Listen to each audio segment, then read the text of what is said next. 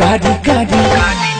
कारी कारी अखिया से कोके कलाकारी जान काहे खाती मारो तारू हमरो ये प्यारी कारी कारी अखिया से कोके कलाकारी जान काहे खाती मारो तारू हमरो ये प्यारी।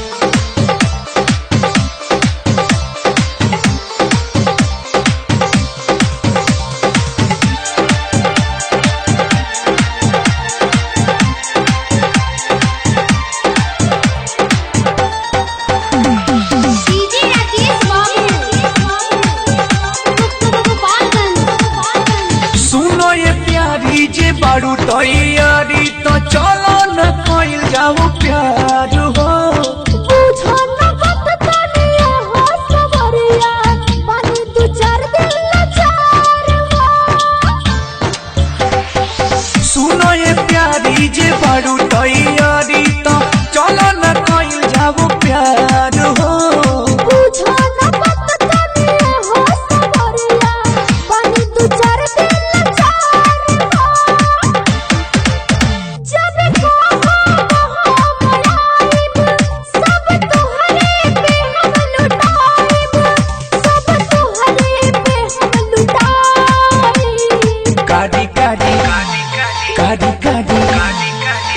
कारी अखिया से कोके कलाकारी जान काहे खाती मारो तारू हमरो ये प्यारी कारी कारी अखिया से कोके कलाकारी जान काहे खाती मारो तारू हमरो ये प्यारी। Recording and mixing Rasila recording studio 7257 96 74 96।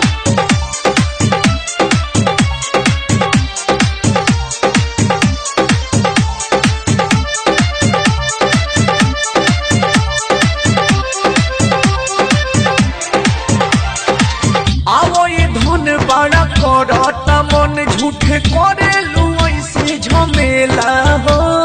काहे करेला झका झूमर पलमुआ मन जबीने अकेला हो मन जबीने आओ ये धन बड़ा करता मन झूठो करेलू ऐसे झमेला हो काहे करेला झका झूमर पलमुआ मन जबीने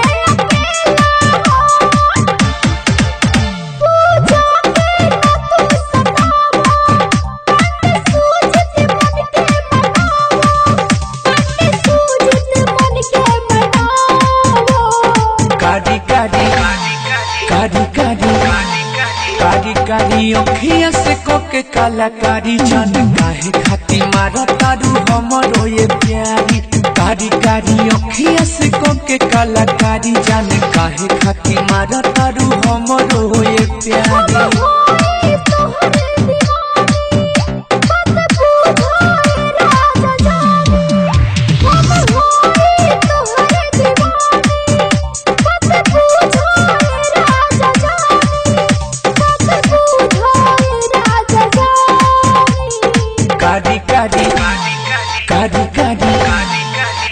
कारी अखिया से कोके कलाकारी जान काहे खाती मारो तारू हमरो ये प्यारी कारी कारी अखिया से कोके कलाकारी जान काहे खाती मारो तारू हमरो ये प्यारी।